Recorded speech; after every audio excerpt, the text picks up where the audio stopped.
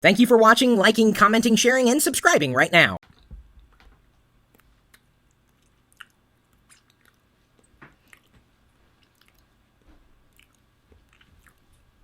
Told ya. I could stream live on YouTube and chew gum at the same time.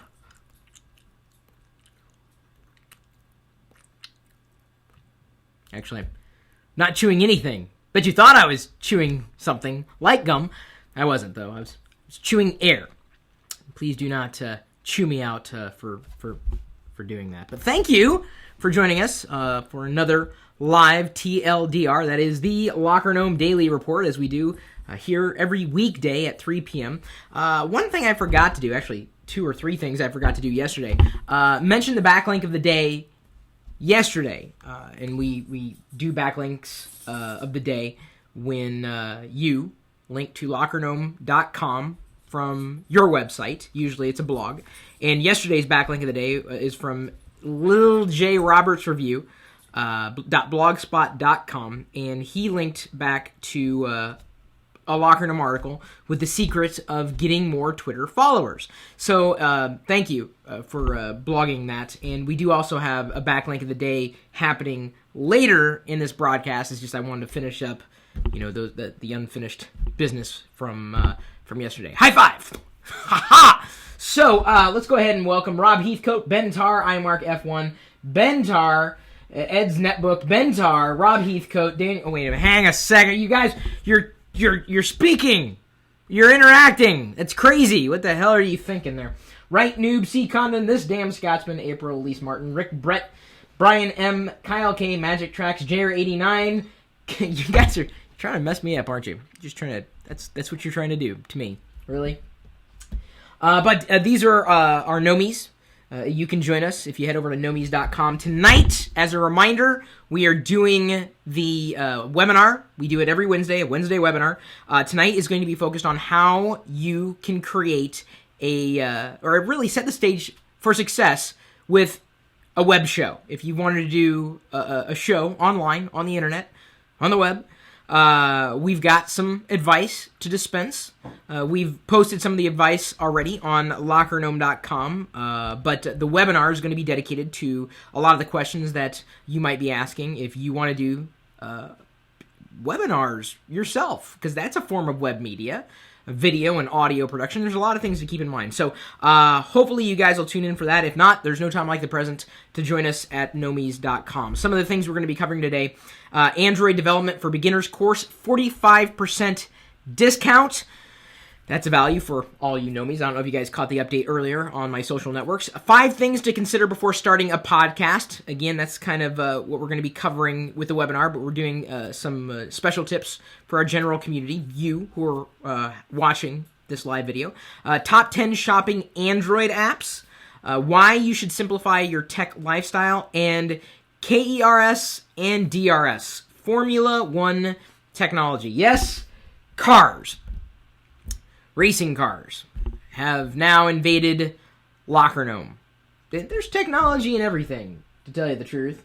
iOS, hey, don't start a flame war so early in the day. Let's get warmed up first. Let's make sure everybody knows that we are streaming live here, and I'm gonna go ahead and tell people on Facebook that we are hotter than Cholula. I'm also gonna go ahead and tweet that out, and then like this video, just like 42 of you have done to this point, with 109 of you watching right now. Thank you for that. Hotter than Cholula. Shared officially on Google+. Just a few thousand more people, and we will be going out to 1 million on Google+. It's quite a few. Another thing that I do want to cover today is something that we're doing on Thursday, tomorrow. I haven't really done a blog post on it yet. We're kind of teasing it in other ways, but we're going to be doing a Google+. In fact, I should probably do that video right now to tell everybody we're doing a live Google+ Hangout in talking about how YouTube partners or potential YouTube partners could be using Google+ to further their engagement and their community. And so, let's do that as the first video. I did want to cover that this week, and certainly it makes sense to do it before the actual Hangout happens, and you would be able to watch that live tomorrow at 5 p.m. Give me a second. Let me catch my breath, get rehydrated, You don't drink water to get dehydrated. That's just not generally how it works around here. I could be wrong though. There have been stranger things to happen in my life. All right. You ready, baby? Great. That's the Ready Wi-Fi. It's her nickname. Remember yesterday? You said her nickname, Wi-Fi. Wi-Fi. I know all the married guys out there. That's a good nickname. I'm going to use that for my Wi-Fi too. Ha ha! And for all of you who aren't married, good luck. All right, here we go. I'm centering myself. I think this is what they do. Face mask. The actors, and scene. Face mask. Isn't that face mask? I'm not very good with football terms. Soccer. I am a partner on YouTube. I was one of the first partners that YouTube had signed up after they saw me uploading how many videos a day way back when most people didn't know about YouTube, before the acquisition by Google, certainly. And it's been great. Being a YouTube partner has allowed me to gain access to a wider audience, monetize my videos. You may notice this video is or should be monetized somewhere in the video. Maybe you saw a pre-roll before the video started. Maybe you see an ad somewhere floating on the video at some point. I've been able to do things like broadcast live on YouTube. In fact, I am broadcasting this video live. We clipped it out as a part of the longer episode that we broadcast live on YouTube. Not every YouTube partner has access to the live product, though. I'm lucky in the sense that I've pushed forward with a lot of these new technologies, and YouTube, I think, has appreciated that. Being a YouTube partner has its advantages, and I would certainly recommend YouTube partnership for anybody. So, let's say you're already a YouTube partner. Cool! Let's say you want to become a YouTube partner. Awesome! I've got some advice to give you. And I'm going to be giving this advice live tomorrow in Google Plus on a Hangout, which will also be broadcast live. You can join me there with the range of people who will be invited, including most likely a few other YouTube partners, talking about how to use Google Plus and why YouTube partners should be using Google Plus, well, to make their YouTube partnership that much more complete. I mean, the tool is there at your disposal. And if you've not yet done a Hangout, whether you've been able to broadcast it live for people to join in, or whether you've just kept it to a handful of people, you're really missing out. It is a lot of fun, and for some people, quite addictive. So YouTube asked if I would do a Google Plus live Hangout. It'll be tomorrow. That'll be Thursday, right around 5 p.m. Pacific. Now, if you're trying to figure out, well, I can't do it. I can't be there live. It's okay.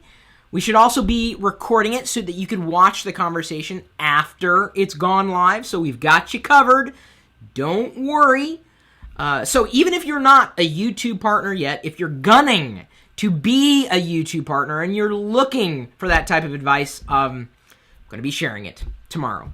I will be opening up the floor for people to join me. Unfortunately, the way that Google Plus broadcasts, or I should say Google Plus Hangout broadcasts work, I can only invite people who are in my circles.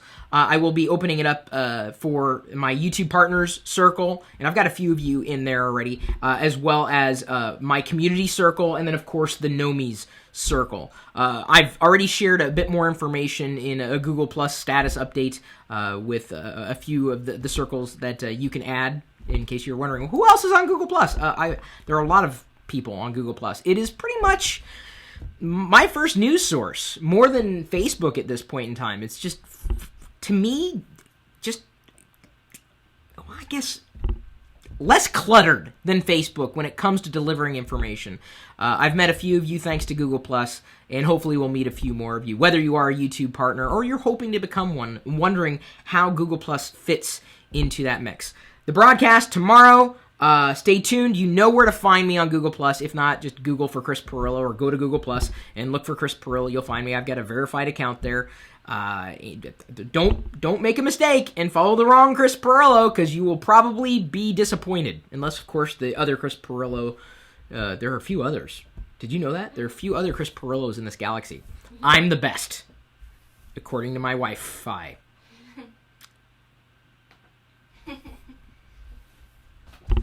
I've got the link for that in Google+.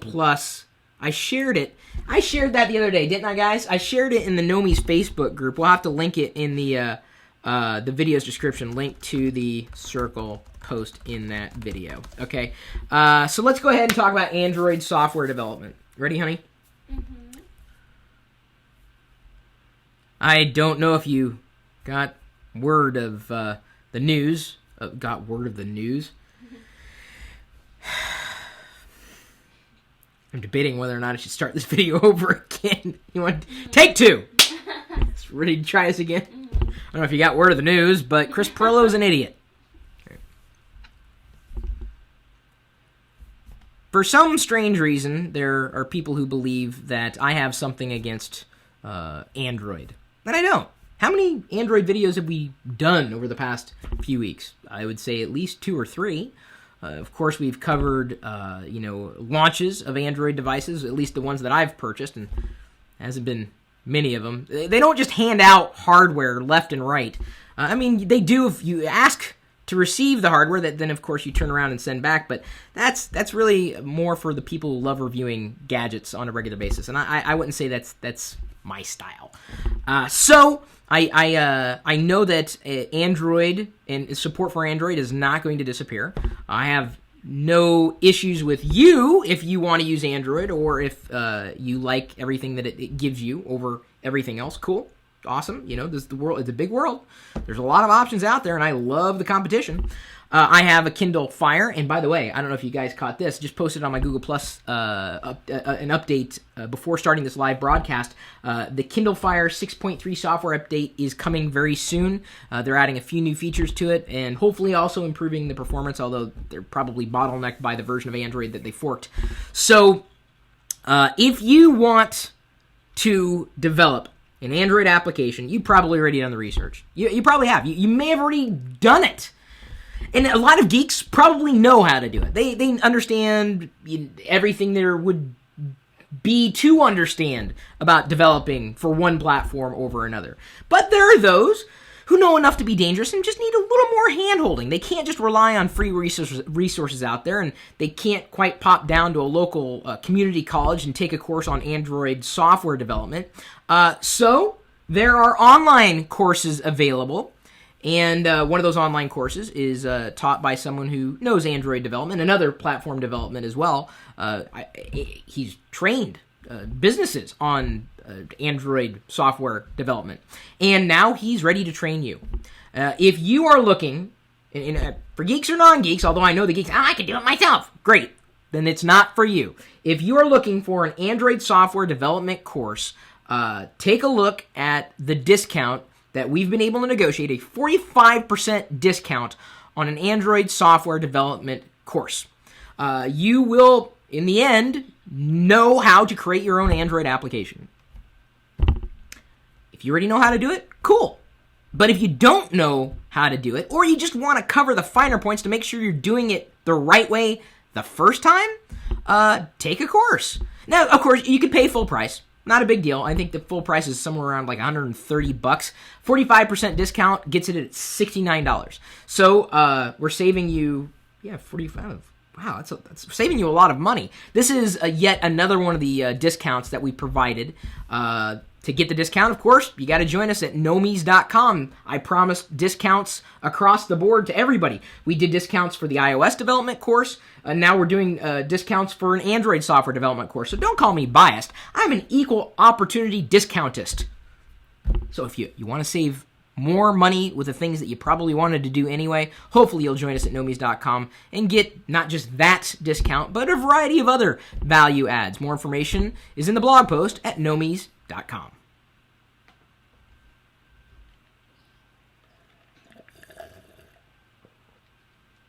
Chris puts the C in criticism. I do? It's not criticism, is it? Really? Was it criticism? Yeah, I guess I do criticize. That comment, by the way, thank you for using a period, but you forgot to capitalize my first name, which also happened to be the first word in your sentence. Was I criticizing again? Come on, that's sarcasm. I thought it was funny.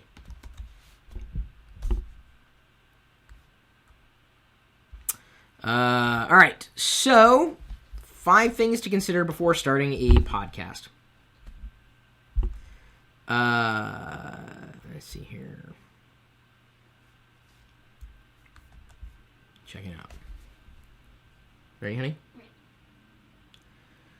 When I first had the idea of putting on a live web broadcast, it was before the word podcast was being bantied about. Then, of course, it hit the scene, and we were able to broadcast the Chris Pirillo show live, and it worked out quite well. It was just audio.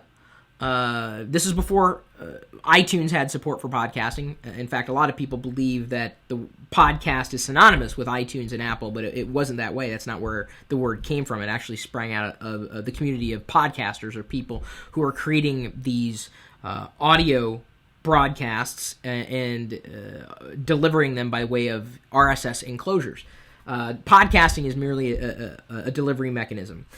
I've been at it for a while. You could call this a podcast when we do the live video, TLDR, the LockerGnome Daily Report. It also gets shared on iTunes. You can subscribe to it there, or, as many of you do, on YouTube as well. Some of you watch the full live episode. Some of you guys just watch individual clips from the episode. There are some tips and tricks we have up our sleeve, and just like we announced the other day, we've got a webinar covering the finer points of starting a web show, a podcast, some kind of programming that you want to create for yourself or for a potential audience. We're doing the webinar for Nomies. It's happening tonight, but let's just say you're not one of the Nomies. Okay, not a big deal. Maybe one day. We've shared some of the basic tips for what you could consider and should consider before you start a podcast. Number 1 thing to consider: can you commit? You know, it's funny. People will start up a blog and they're gung-ho for a week, and they go and go and go, and then suddenly nothing. That's just the way it's always been. They're great in the beginning, and suddenly they realize it takes a lot of time. And without an idea of what you want to do in a year's time, you're going to burn out quickly, or potentially lose sight of your goals. Because if you hadn't defined them, you can't see them. But if you can't commit to at least a year of production, I wouldn't recommend starting. Now, everybody's got the idea that I'm going to continue doing this. Oh, here's YouTube. I'll upload a video every day. And then pretty soon, every other day. And then every week, every month. And then you forget about it. You've seen channels like that, right? They're amazing. And then they just stop producing because they lose time or lose interest in something. Or maybe the subject matter has been covered ad nauseum. So what's the point of someone else doing it? If you can't commit to 12 months in producing programming for dissemination, distribution anywhere, I wouldn't recommend starting until you've got that planned fully. Commit to a year. The second thing you gotta consider: are you happy? And I don't mean a happy person, really. I mean, there are a lot of people who get, they build a name for themselves from being grumpy. Happy with the topic or the subject matter that you want to cover. So, over the years, I've, lived within the universe, generally, of geekery. I've done some personal broadcasts before as well, and those seem to track almost just as well as the more tech or geeky bent programming that I've done. And generally speaking, I talk and I speak from my heart. I tell you what's on my mind. And we may disagree, but I'm always satisfied with the things that I share. If I'm not happy with what I put out there, I'll do it again. In fact, during this live broadcast, one of the videos that we recorded for today, if you go back and watch the full clip, you'll see me have to restart something because I screwed it up. It was a horrible way to start, and I wanted a do-over. And I can do do-overs, right? Generally, I would say when I'm finished producing a video or creating a video, I'm happy with it. And if I'm not happy with it, I'll do it again. But are you happy with the decision to start producing? for at least a year's time. Can you do it? The next step, and this is where I think a lot of people really fall short, what makes your show unique? The fact that I talk about geeky things, techie things, stuff that I want to talk about, doesn't really make the show unique. There are a lot of people covering technology. So when anybody comes to me saying, I'm going to cover gaming, okay, what are you bringing to the table? Well, I'm going to talk about gaming from a kid's perspective. Okay. And I'm gonna blog too. Okay, great, but why am I going to tune in to you? And usually all you need to make your show unique is a unique voice. And I don't mean like a high-pitched voice like mine, and believe me, I know it's high-pitched. But a voice, a personality. And if you don't have that personality, and you don't have the experience, and you don't really know what you're talking about, some people would argue that I don't know what I'm talking about. I would disagree, and I've got a lot of experience to back that up. But I can tell you, there's only one Chris Pirillo, and I'm grateful for that. There's only one you, and you should be grateful for that. And if you don't have a personality in audio or on camera, work on it, or potentially find someone else to take that vision of the show that you want to create and bring it to fruition. What is going to make your show memorable? I've got this setup here. It's almost iconic. People have copied this setup. I've got these lights like a Star Trek Enterprise. Now I've got the Nomi's chat room integrated, just like I've done in videos from yesteryear. Sometimes I'll have a screensaver running in the background. I make a memorable scene, and I do my best to not bang on the desk, because apparently that makes the microphone go crazy. It's a boom that's it's sitting on top of the camera. It shouldn't be, but I'm doing my best. I'm doing my best. Why would you Do I have to get Chris Crocker to make a video to tell you to leave me alone? Really? Is that what it's come to? But my show is memorable. Oh. Was that it? Yeah. Well, I guess that's the end of that video clip. It was a pregnant pause. Ugh. What were you going to say? I was going to give him the other tip. Oh, what should we do? I've totally forgotten to tell people that they should be +1ing these things too. Frack. I'm not redoing it. No, I know. It's fine. It's fine. It's okay. It's fine, hon. Don't worry about it. You did great. It actually worked very well. Ending there, like it was just very. I've got her trained. My wife, Fi. I've got her trained that when I pause, that's when she stops recording. You did it right. Did it right. Did it tight. Isn't that Snoop Dogg? It's Chingy. Snoop Dogg. Lil Wayne. No. It's Little Bastard. Isn't that Petey Pablo? Petey Pablo? I don't know. That you're making up names now. Petey Pablo. Like anybody's going to be named that. A little bit of trivia. Wicket was also named, he was almost named Chingy. Almost. And then I looked at him and said, he's kind of like an Ewok. And then he became Wicket. My swag doesn't... What the hell is swag?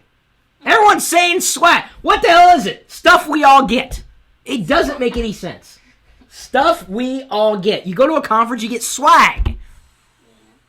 I don't know who's trying to redefine the language, but they ain't my peeps. That's short for people. Swag. I don't get it. I don't get swag, and that's probably why I don't get swag. I don't have any. You ready, honey? Ready. You may be in the market for a new device. That device may run an operating system, or I hope it would, because most devices have to do that. Otherwise, they're just a piece of hardware that does nothing. You need software and sometimes apps on that platform so that you can do something with that device. Maybe that device happens to be an Android device. You may not even know that the device in your hands is an Android device. I know that this device isn't an Android device, but this video is about Android, because I know many of you have Android devices, and they seem to be released at breakneck speed. TechCrunch had an article the other day asking people, is this a condom or an Android device? Because the names that these companies are coming up with for these Android devices are hilarious. Nice! They're great potential devices, not taking away from that, but if you're wondering where you should begin shopping for an Android device, you could turn to a community of geeks. Or if you're wondering what apps are available to help you shop with your Android device, well, we've got the list for you on LockerGnome.com, and you can feel free to share that with all your Android-loving friends.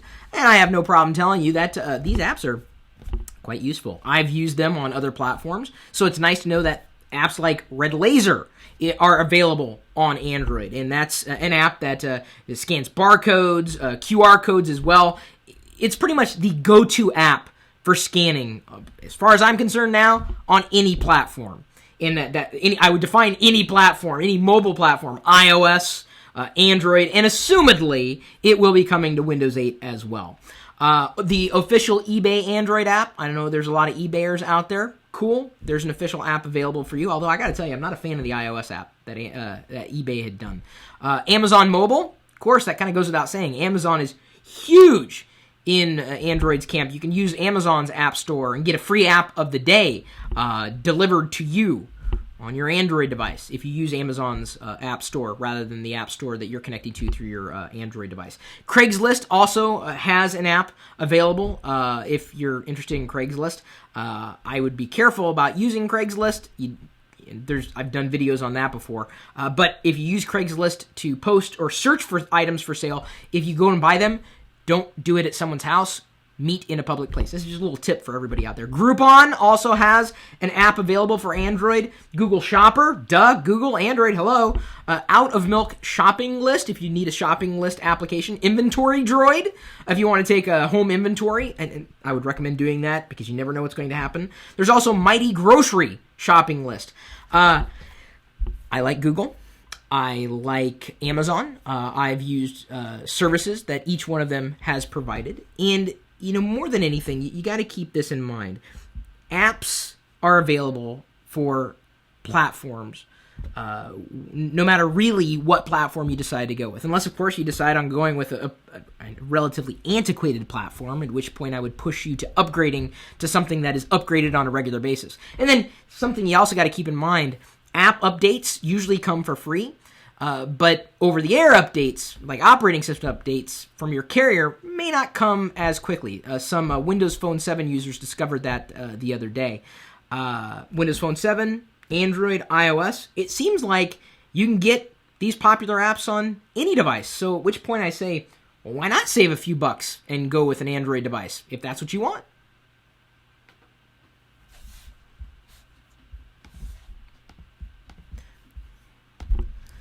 Ready, babe?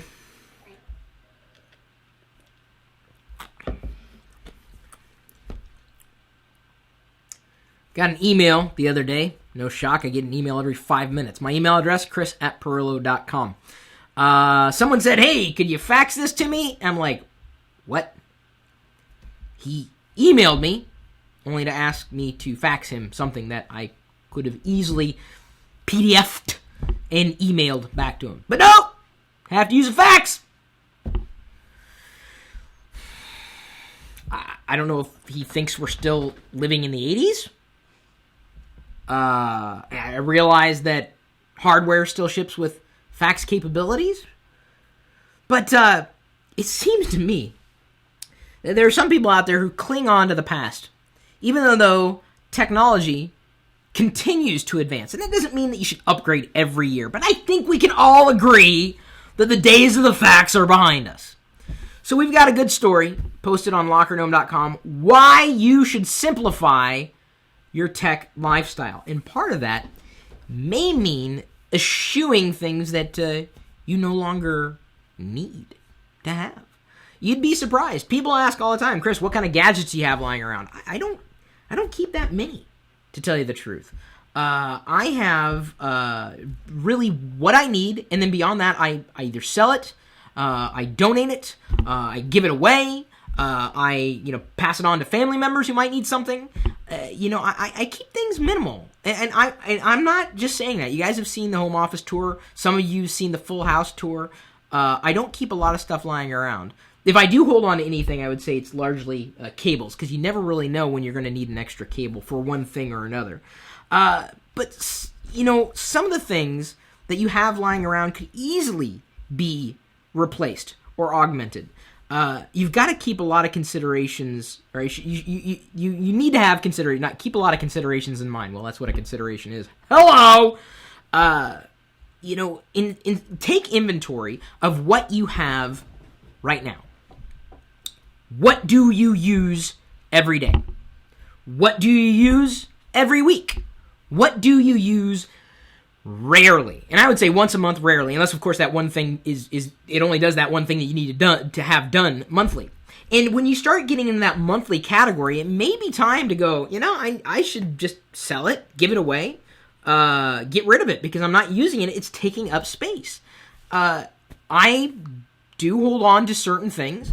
I've got a stack of games that I've played once or twice, whether they're on the DS, the PSP, the original Xbox. I still have original Xbox games that play on the Xbox 360, PC games. I'm looking at the shelf of media that I hardly use. So the next garage sale that we have, and there's in our neighborhood, we do one of these once a year. I'm going to put most, if not all, the games out there to be sold, because they're not. I can't make any money with them. No one's really going to buy them. I could take them into a game store and they'll give me $1 for them. Like, I'm sure I can get more than that for selling it for $5 at a garage sale. Some dope may pick it up or pick up the whole stack for a certain price. I could turn that around and make money from something that's doing nothing to minimize my lifestyle and really simplify it.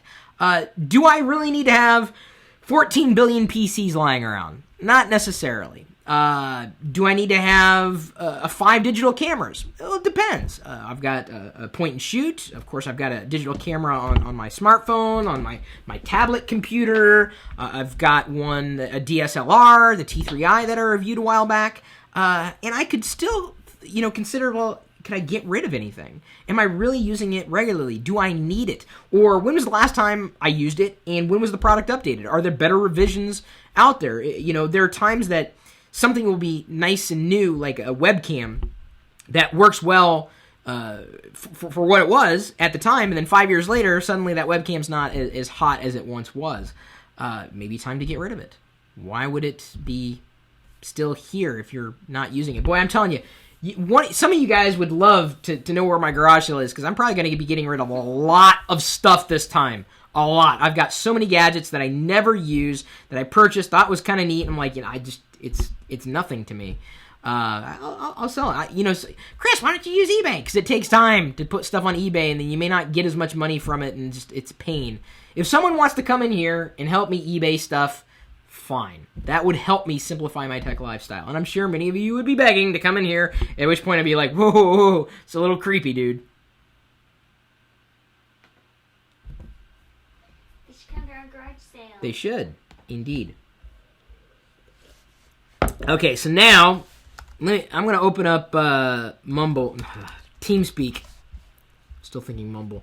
I got to pull in, I wonder if John, this damn Scotsman, you want to join me here to talk about your article on what it is, because you do a better job on it than I would. Got to give him a couple seconds. Catch up there. A virtual garage sale? I may have to do a virtual garage sale, to tell you the truth. Oh, okay, so let's go into off stream. There we go. Even though it's on stream. Are you good? Okay. Surprised? Just a bit. Well, you know a hell of a lot more about this than I do. Yeah, technically there are a few nomies that know more than me, but hey, well. It's quite alright. So, give me a second. You ready, honey? You have to give me a second as well, because I'm going to bring up my article. Okay. I drive a car. I don't drive it very fast, though. I try to stay well underneath the speed limit to a fault. You shouldn't do that. You should stay close to the speed limit, not go well under it like I do. 25 miles per hour in a 65 mile per hour zone, unheard of. Unless you're me. I don't drive that slow. There are a lot of people who drive really fast. That's what they do for a living. They're race car drivers. Did you know that there's a lot of technology that goes into race cars, specifically Formula One race cars? We shared a story really breaking down two of the top technologies for Formula One cars. And John McKinley, one of our Gnomies, is now a regular contributor to LockerGnome.com. As I've said many times, if you guys want to blog about something geeky on a regular basis, drop me a line, chris@Pirillo.com. We'd love to welcome you into the fold and share your stories with the rest of our community. So instead of me talking about Formula One technology, I thought I'd turn it over to this damn Scotsman, because he's got a better accent than I do. Everybody has an accent, but I think his accent, you'll understand, it's thick. His accent's thicker than a milkshake. That's not a... mine's more like a runny milkshake, which is just disgusting. So, John, before I dig myself a deeper hole here, do you mind explaining, the technologies that you discussed in your article and why you found it interesting to present? Sure.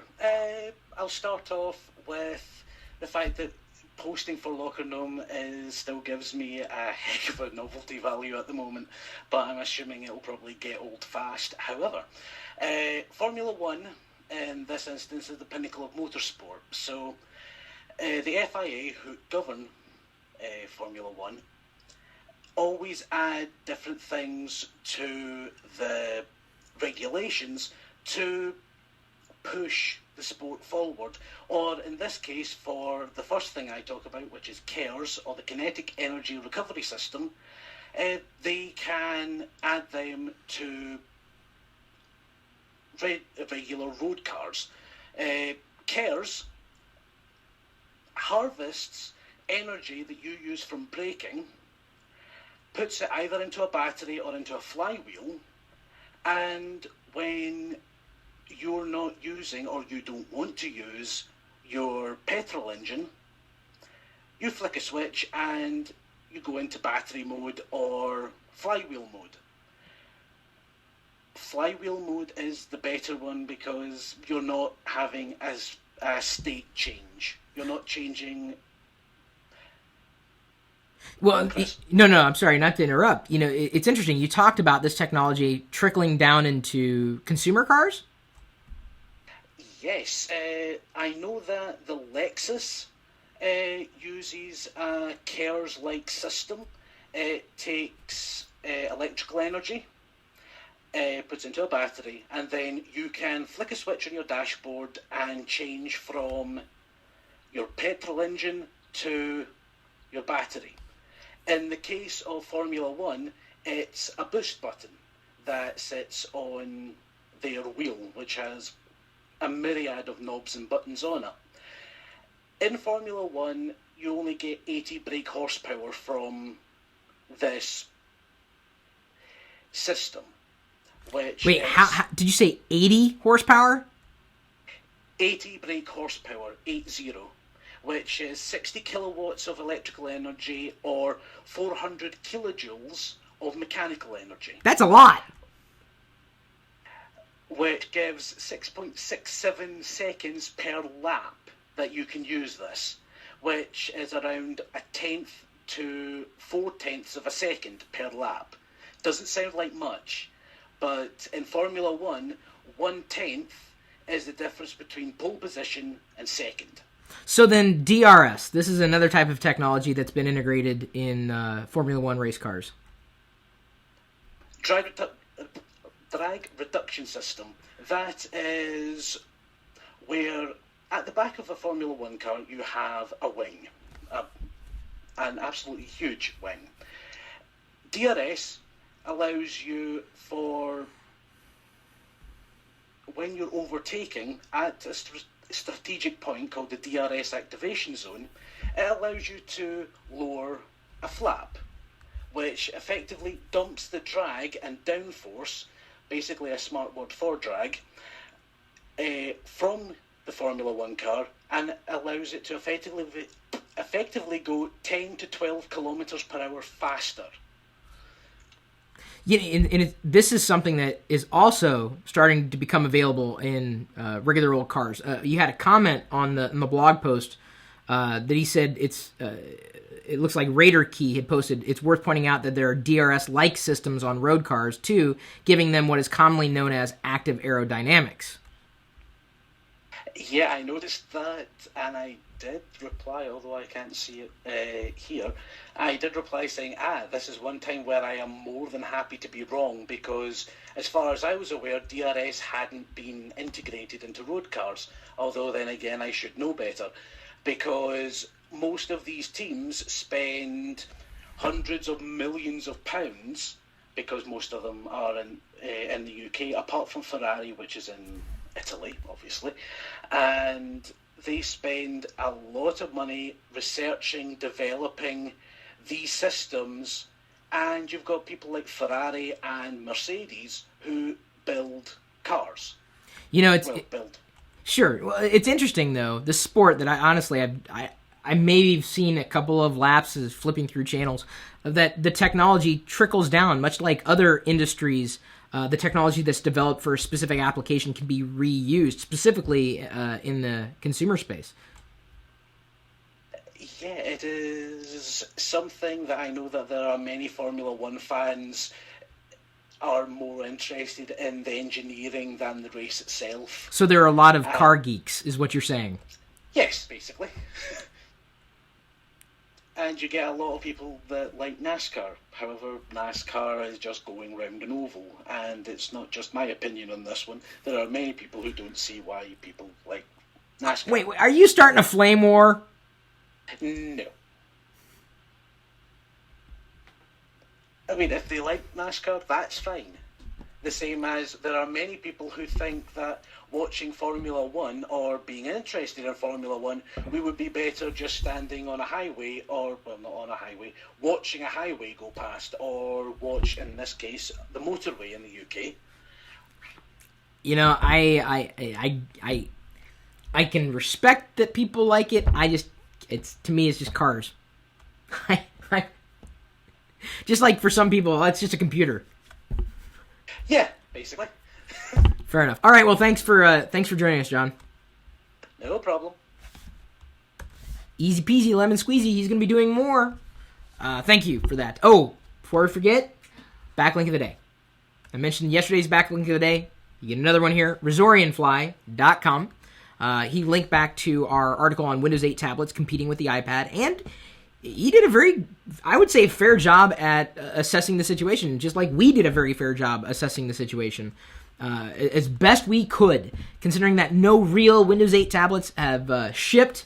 I've only seen demonstrations on hardware that wasn't fully optimized for Windows 8 and software that wasn't fully baked, even though, despite what some people say, Microsoft, it's still beta.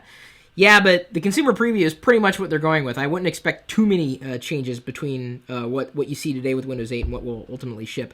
Either way, we appreciate the backlink. If you guys want to be considered backlink of the day, all you have to do is go to LockerGnome.com, use one of our links in a blog post that you guys create. So let's check out the countries visiting LockerGnome.com right now. We've given you plenty of time to look at the articles that we've shared today, and 102 of you have liked this video. Thank you for that. 165 people watching now. You got 165. Thank you for watching right now. It's kind of great. Let's see here. I'm going to go ahead and go back there. It looks like the top 10 countries today: United States, United Kingdom, Australia, Canada, Algeria, Brazil, Israel, Mexico, and Nigeria, and Poland. And there's the top 10 for you today. Thank you for sharing the news. All the news that's fit to use, not necessarily abuse.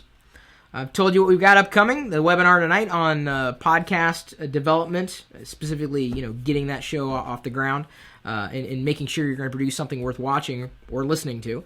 And then, of course, we've got the live Google Plus Hangout happening tomorrow after the live broadcast on YouTube. So we got Google Plus Live, YouTube Live. This show here is YouTube Live. Thanks for joining me in the chat. If you were joining me there, cool. I saw No Me of the Day. Diana, who is the No Me of the Day? Daniel Busher. Oh, Busher. Daniel Bushore. Who took me up on the offer. I said screen cap something of me on, and then post it to Google Plus, and he did. Let's see if I can find Daniel Bushore. I think he did. I shared it on. He apparently reshares everything. Or he tweets everything. Via tweet? Yeah. Okay. See if I can find what he screen capped from TLDR the other day. Because I remember I challenged you guys. I think he was the only one who did it. He must have been the only one paying attention. Give me a second. I'll find it. There we go. Daniel Bushore captured this. Do I really look? I don't know what that face is. It's just a wacky little screen capture. So I shared it and reshared it. It was kind of fun to do. Actually, I don't know if he did that on Google Plus or if he did it on Twitter. I mean, they all kind of blend together for me. Yeah. So let's go ahead and wrap her up. I really appreciate everybody's support, all the shares that you guys have done, all the pluses, the likes, the comments on the blog posts as well. I really do appreciate it, like you would not believe. Thank you for thank you to the LockerGnome team for doing what you do, so that we can do what we do here. It's this full circle thing that we've got going on. Not a Google Plus circle, really, just whole. Continuously, the same thing, day after day. Well, not the exact same thing. Similar things, day after day. But if you want to hear more geekery, you most certainly can tune in to the live broadcast that's happening 24 hours a day, 7 days a week. Different from this live broadcast, which is no longer live after we're not doing it live. But the thing that is happening live is at, of all places, live.pirillo.com. We'll see you later.